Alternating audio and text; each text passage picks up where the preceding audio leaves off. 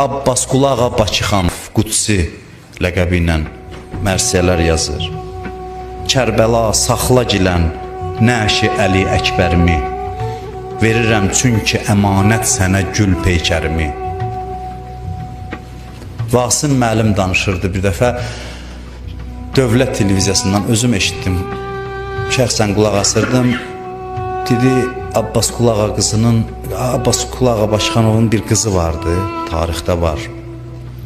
Xanımın adı Tuğra xanımdır. Deyir ki, beyt şeir, bilmirəm, çox yazıb, az yazıb, yadigar qalıb ondan.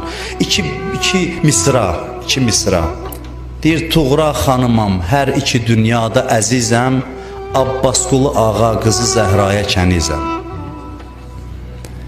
Bizim millətin dahiləri, böyükləri özlərini Əhl-i Beyt qapısının nökəri hesab ediblər və buna iftixar ediblər.